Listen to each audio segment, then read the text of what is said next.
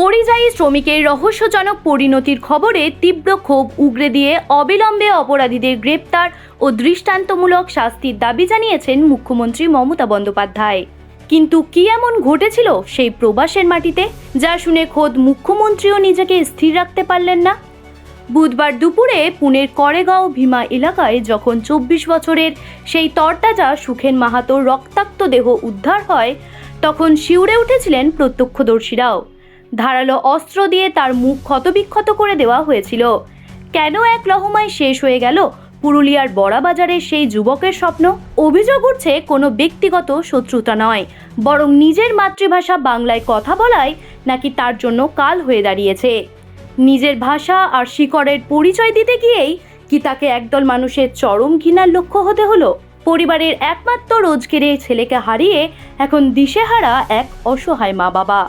মুখ্যমন্ত্রী এই ঘটনাকে চরম ঘৃণ্য অপরাধ বলে আখ্যা দিয়েছেন এবং জানিয়েছেন যে ভিন রাজ্যে মানুষের প্রতি তৈরি হওয়া বিদ্বেষ থেকেই এই হামলা চালানো হয়েছে। পুরুলিয়ার বান্দোয়ানের বাসিন্দা এই যুবক পেশার তাগিদে পাড়ি দিয়েছিলেন মহারাষ্ট্রে। তৃণমূলের পক্ষ থেকে অভিযোগ করা হয়েছে নিছক বাংলা ভাষায় কথা বলার কারণেই তাকে এমন ভয়াবহ পরিস্থিতির মুখে পড়তে হয়েছে। ইতিমধ্যেই তার দাদা স্থানীয় থানায় হত্যার অভিযোগ দায়ের করেছেন। ঘটনার বীভৎসতা দেখে মুখ্যমন্ত্রী মমতা বন্দ্যোপাধ্যায় সমাজ মাধ্যমে তার গভীর শোক এবং তীব্র প্রতিবাদ জানিয়েছেন।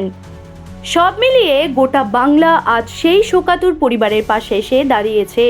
প্রিয়জনকে হারানোর এই অপূরণীয় ক্ষতি হয়তো পূরণ হওয়ার নয়, তবে রাজ্য সরকার ও সাধারণ মানুষ এখন একটাই দাবি তুলছে, ন্যায় বিচার। প্রবাসে কাজ করতে যাওয়া বাংলার ছেলেদের নিরাপত্তা যাতে আগামী দিনে সুনিশ্চিত হয়, এখন সেটাই সবচেয়ে বড় দাবি। জ্যোতি সরকারের রিপোর্ট, হেডলাইন্স কলকাতা।